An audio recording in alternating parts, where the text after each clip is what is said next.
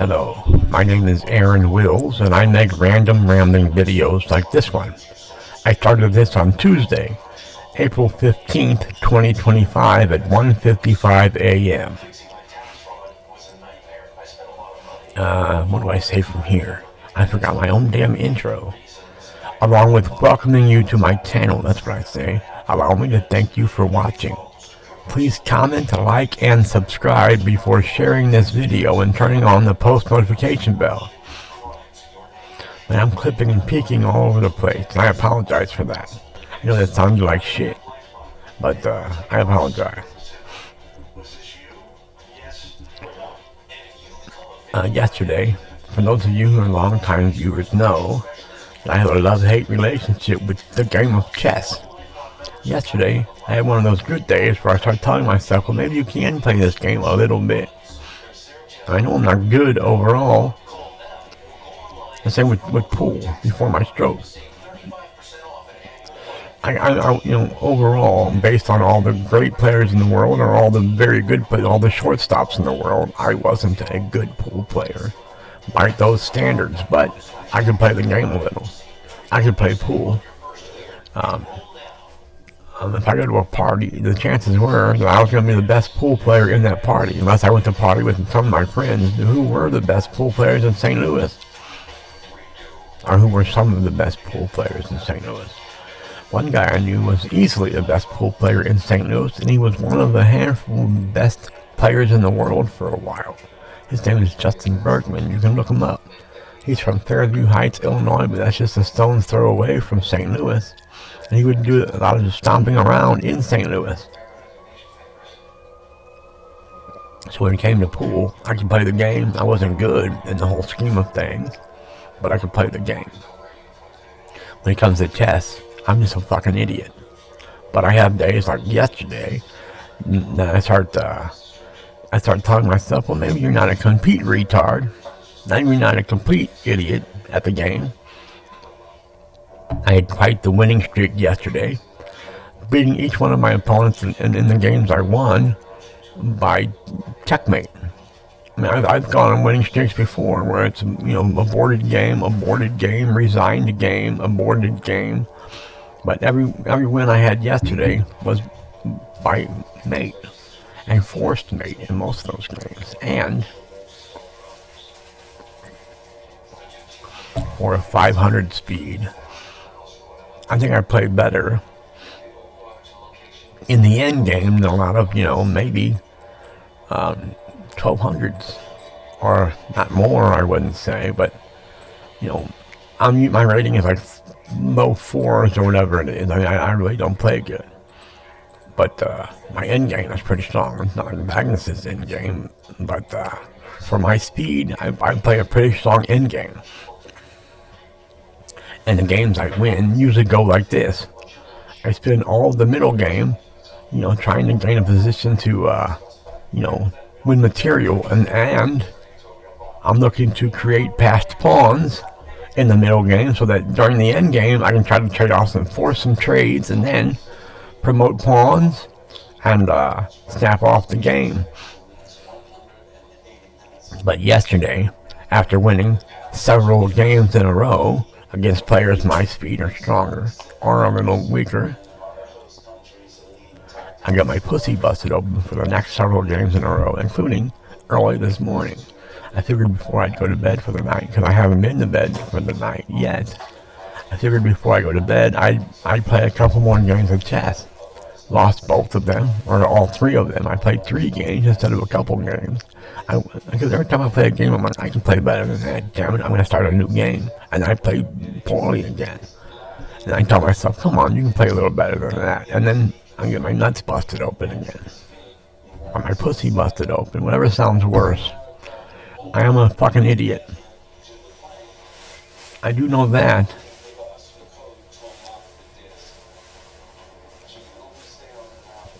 I do know that I'm an idiot, not just on the chessboard, but in life. I am a loser, not just on the chessboard, but in life. I'm a loser. Soy un perdedor. I'm a loser, baby, so why don't you kill me? double barrel buckshot. I am a loser, but I don't want anybody to kill me. I don't want to kill myself. I've never really been suicidal. I've said it in the past, looking for someone to express that they care about me. Because I gotta tell you, not a lot of people have told me they care about me. I'm about to cry because it's true. So I would try to seek that out of people by telling them, well, I'm going to kill myself. When I go home today, I'm going to kill myself. And because they didn't know that most people who say it out loud, who claim they're going to do it, probably aren't going to do it. It's the ones that don't say anything about it. They're just brood and they're, secretly sad that do it.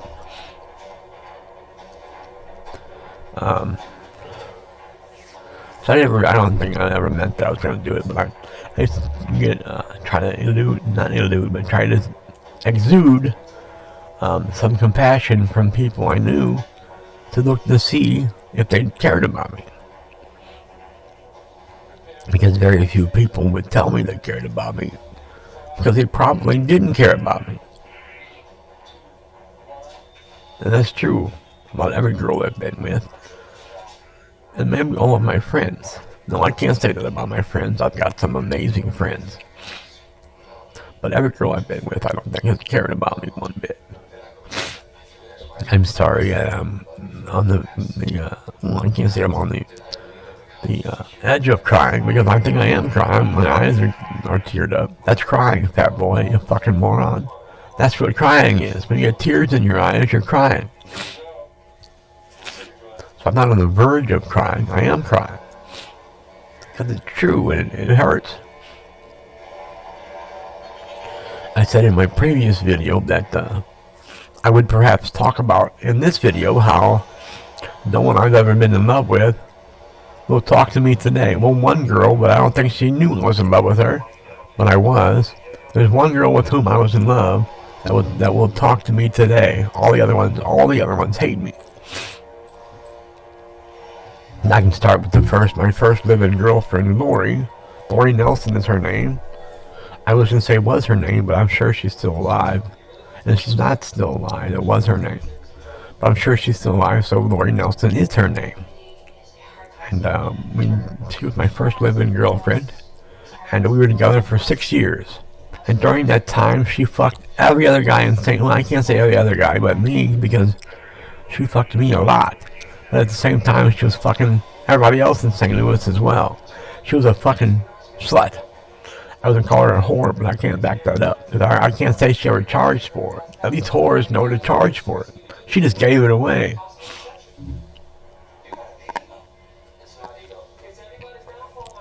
She just gave it away. I learned after we broke up. And the reason we broke up is because I found out that at some point while we were living together, she got engaged to another man. Yeah. How's that gonna work out for you, Lori? You get the fuck out, you dirty whore. Well, you dirty slut. How about that? So after we broke up, I found out from her friends. Well, by now they were mutual friends. I found out from her friends and from her sister how much of a slut she actually was. Or is. Probably still is. Apparently she was sucking off and fucking everyone in the office, all her friends and co-workers. Apparently she was sucking off and fucking everybody in the office. And at the Christmas party one year, she was, getting fucked on the table. They were just lining up and fucking the shit out of her on the Christmas party where all the presents were set. I don't know. I'm just going by stories that her friends told me after we broke up. They could have told me while we were together. That would have been nice. I was sticking my dick in the same hole everybody else in St. Louis was. I don't know what they have. She was pretty much a slut. There's no question about that. I mean, you have to be a slut to sleep with me, don't you? Well, yeah, I was in love with Lori. And now she hates me. She went on Facebook and said I used to beat her. Lying bitch. I never beat her. I never laid a hand on that fucking cunt.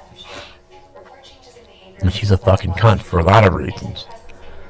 One reason is not just all the cheating and leaving me for a man she was engaged to, but because she went on Facebook and said I used to beat her. And I certainly did not. And I wish she would have been rich. I would have sued her. But she's far from rich. She's about as broke as they can come. Like as they can, because she was a loser. She had a son, and she could barely take care of him. And she claimed that's why she got with me, is because I could take care of her and her son, so she could go back to school. To flunk out. That's what happened. She went back to school and flunked out. And I've been clipping and peeking this whole time. I apologize.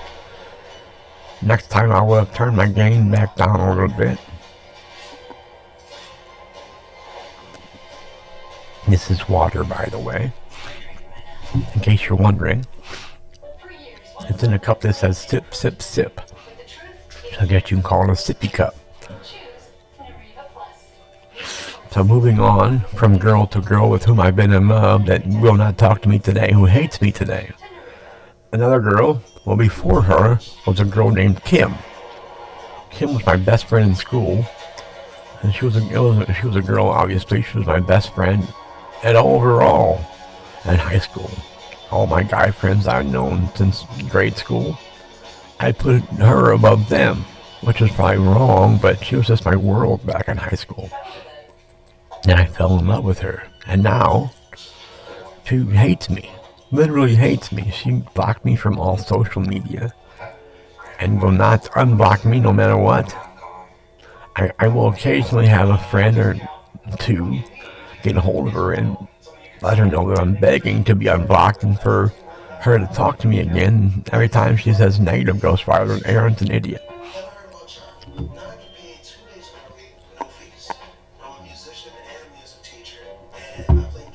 So they all hate me or won't talk to me. Another girl is Christina, the last girl I was messing with. I don't know if you can call us boyfriend and girlfriend, but we were friends with benefits, and we were as much as boyfriend and girlfriend as you can be without actually literally being boyfriend and girlfriend. Although I asked her to be my girlfriend several times, and she said no, she just wanted to leave it as friends, and that's basically because she wanted to fuck every guy that came along. She was also a dirty fucking slut, in my opinion. But it's easy to have that opinion. As many guys as she went out and fucked on the same night and she met them, she was a dirty fucking slut. And she was fucking all my friends too. But I was in love with her, and she won't talk to me today. She hates me today. Although the day I had my stroke back in 2008, she was with her husband. She also got married while we were whatever we were. She also got engaged and then married to a man while we were whatever we were. We were messing around, and we were very close. We were like boyfriend and girlfriend. And she met a guy that she worked with, just like Lori. She worked with a guy that she got engaged to and eventually married. So this girl Christina I'm talking about met a guy that she worked with, and moved to Wichita, Kansas with the guy, and didn't even say goodbye to me or let me know where she went. But then she came back to St. Louis and acted like nothing had changed. And then she informed me that she was engaged. I'm like, well, I wish you all the happiness. I want to try to play strong, but I wasn't. It upset me. But now she still hates me. She hates me too. So I fell in love with Kim. She hates me now. Then the next in order was Lori. She hates me now. And then next in order was Christina. She hates me now. And then since Christina, I haven't been in love with anybody. I'd like to fall in love with somebody, but they'll hate me too, or not really care about me like anyone else. Lori never cared about me. Christina never cared about me. Kim never cared about me, obviously. Actually, Kim, I think, really did love me at one point. She just hates me now. How you like me now? I'm a fucking moron. I took a little, that's a little different than Toby Keith's song, How You Like Me Now. Now I'm on my way.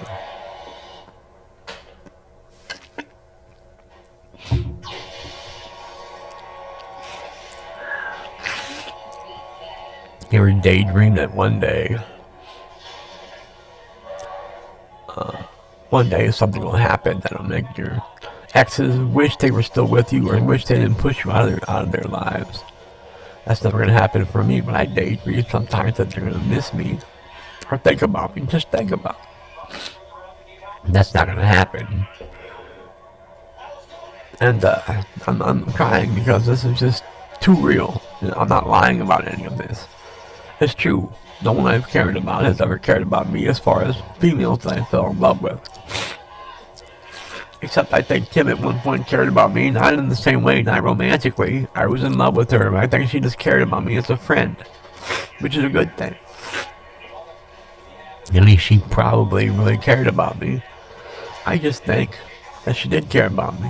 One night we were at a turnabout dance for the Sadie Hawkins Day dance, or whatever they call it, where the girl asks the guy to the dance.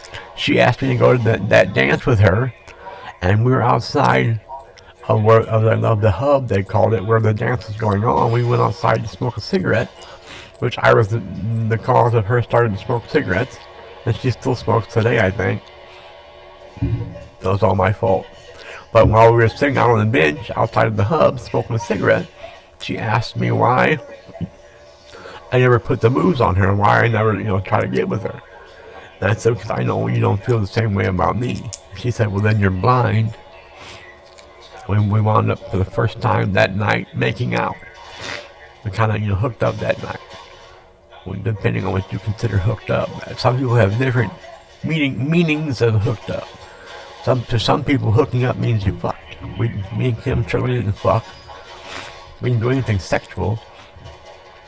Although we did kiss that night at the Sadie Hall, or at the turnabout dance. We did kiss for the first time and last time.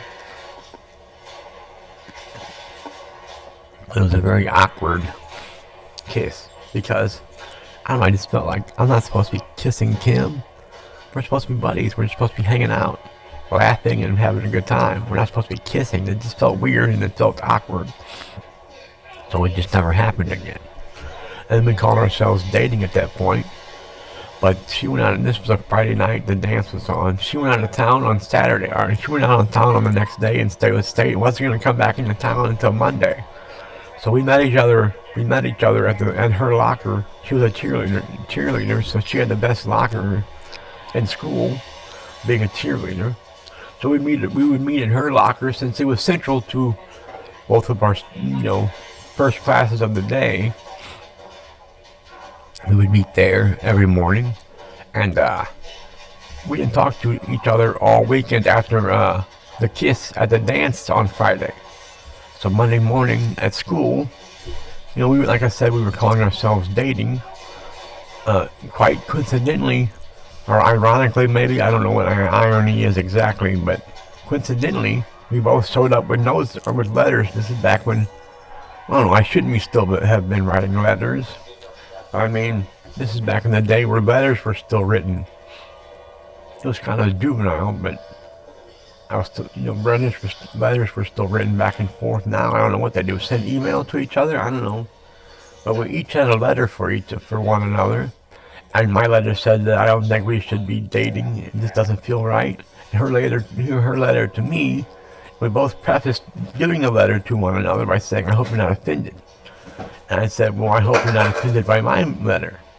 And so when they both the letters said, I don't think we should be together, like that. I agreed with her, and my letter said the same thing to her. It was awkward kissing her. It just didn't feel right.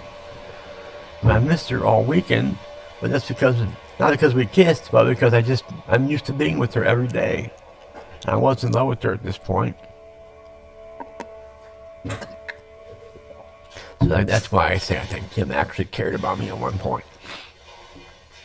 She wondered why I wouldn't put the moves on her, why I had never tried to get with her.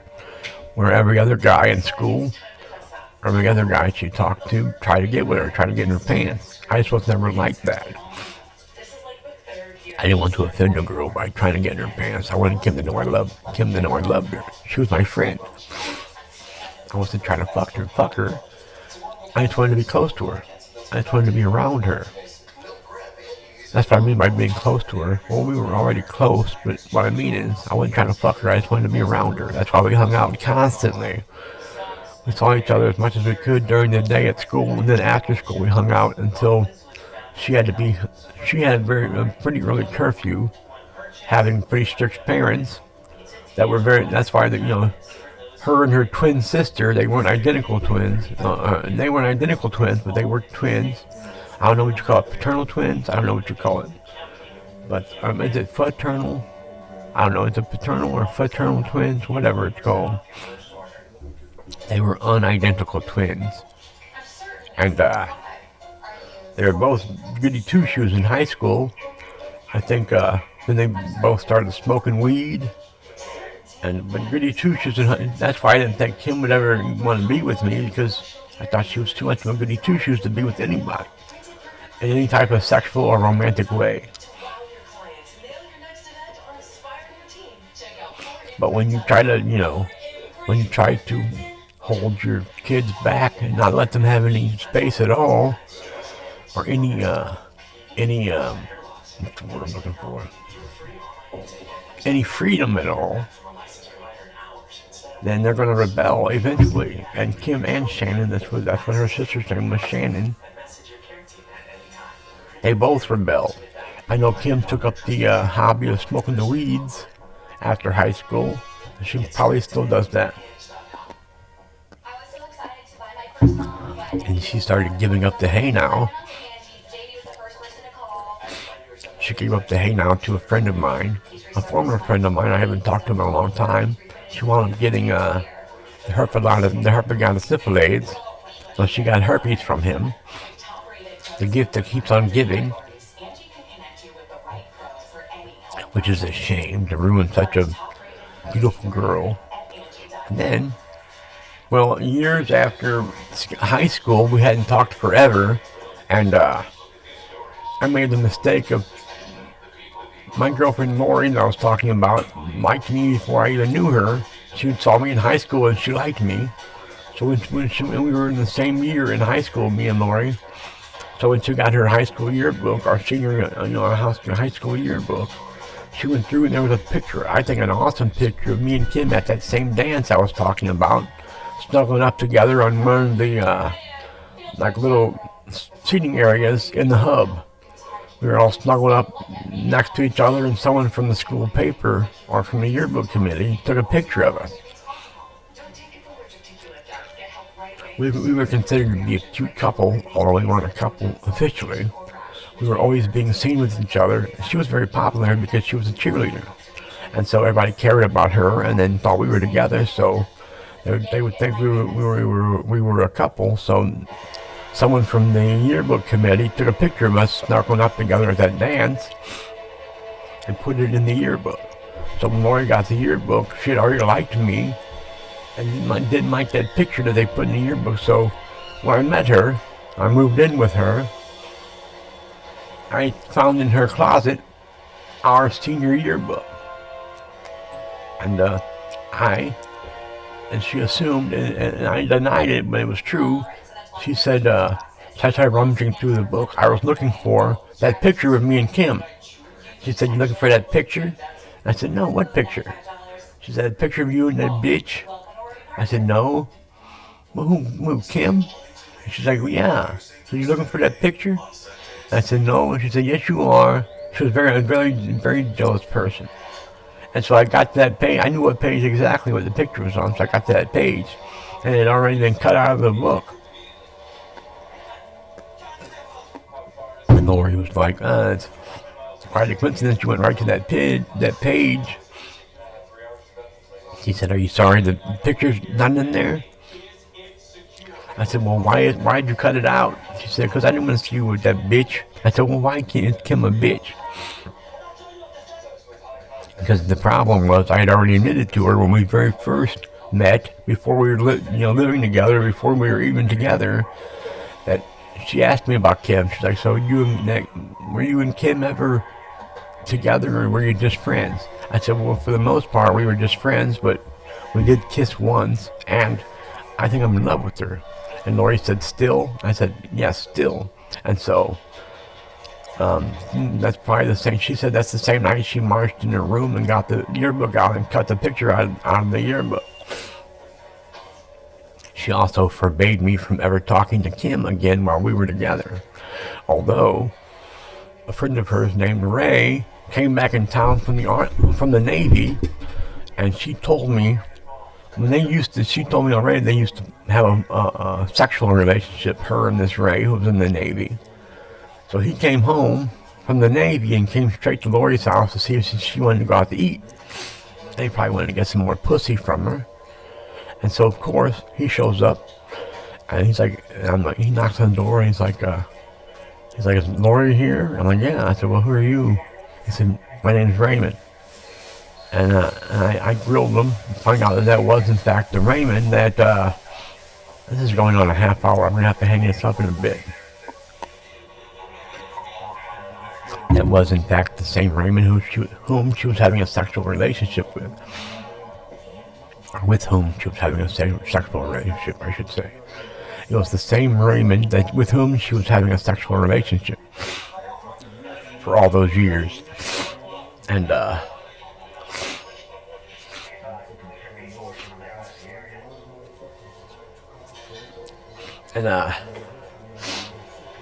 he asked her if she wanted to go out to lunch with him, and she told me, I'm going out to lunch with Ray.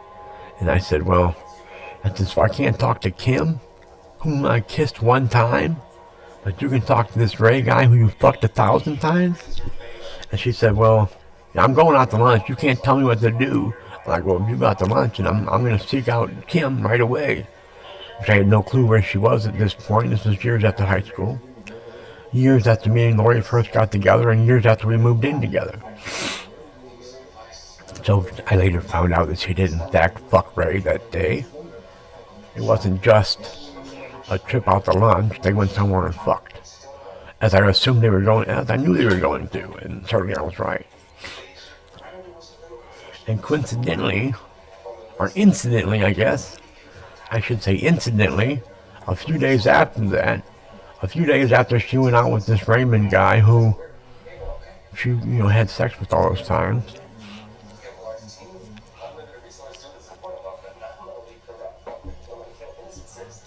And just a few nights later, our mutual friend Greg, actually, although me and Greg were friends before Lori and Greg were friends. Greg and Lori were friends before I ever even met Lori. So they were close. They were closer at first than me and Lori were. But then me and Lori got together. Our mutual friend Greg came over to the house one night, and he said, and me and Lori were supposed to, we had plans to watch a movie together, I think. We were supposed to do something at the house. Probably watching a movie or hanging out or whatever. And Greg came over, and he came in and told Lori, I'm still your boyfriend for the night. And she said, the fuck you are, we got plans. And Greg said, well, what are you going to do tonight? I said, I don't know, hang out here with Lori. He's like, no, you're not. I said, yeah, I got to. I said, I already made plans with Lori. He's like, well, you're coming with me. And I told Lori, I said, I guess I'll go out with Greg tonight. She says, no, you ain't. I said, well, you can't tell me what to do. If I couldn't tell you not to go out with Raymond, then you can't tell me not to go out with Greg. And I said, plus you probably fucked Ray the other day. She didn't deny it. She just said, well, you're not going out with Greg. You guys are probably going to a strip club or something.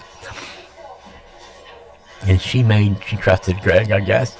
She made Greg swear that he wasn't taking me to a strip club or anywhere. And he promised her that we weren't going to a strip club. So I got in his truck, and I go, where are we going? He's like, you'll see, it's a surprise. I'm like, dude, you can't take me to, I won't go to a strip club or anything like that. He's like, well, no, it's probably worse than a strip club. And worse than you taking me to a brothel? What are you taking me to if it's worse than a strip club? So, takes me into Hazelwood, Missouri, to an apartment complex I didn't know at all. I knew Hazelwood a little bit, but I didn't know this apartment complex at all. I'm like, well, what's in here? I thought we were just going to a house party or something. And I said, what's in here? He's like, well, you'll have to see. I said, I don't think there's any strip joints in here, is there? He's like, no. He said, something better. I said, well, what's better? And I said, just tell me, dude, please. He's like, you'll find out soon enough. So we drove around this apartment complex for just, we weren't driving around it, we just drove and made a couple turns. Then we pulled into a parking spot that was right in front of the door of an apartment in this apartment complex. And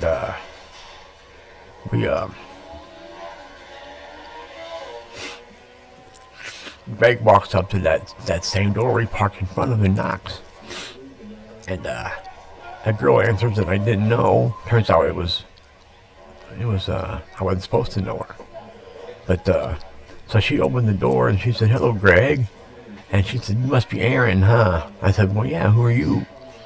And then Kim came running out of the apartment and jumped on me. She's like, oh, I missed you so much.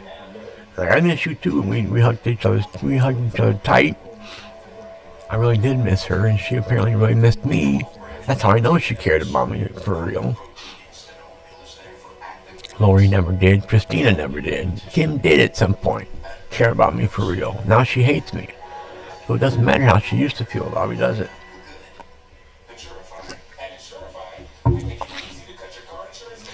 Yeah. I was in love with Kim and she hates me now. I was in love with Lori and she hates me now. How you hate me now? Now that I'm on my way. That's Toby Keith. You might look it up and get a better idea of how the song goes. I've sang it a couple times in this video. I can't hold a tune. I couldn't carry a tune in a bucket with a lid on it, my mother used to tell me. She'd say, son, I love you, but you couldn't carry a tune in a bucket with a lid on it. I kind of ruined that, didn't I? I gave you the punchline before I said it again. So, after a half hour for sure, it's 32 minutes and 15 seconds. I'm going to hang it up now. I'm going to tell you 2 fingers, A-Dub Club. See you when I see you. Pizza roll. Not pizza roll. Pizza roll, I meant to say. Alright. See ya. Didn't stop recording. I'm going to figure out what's going on. I'm going to hit it again. See ya.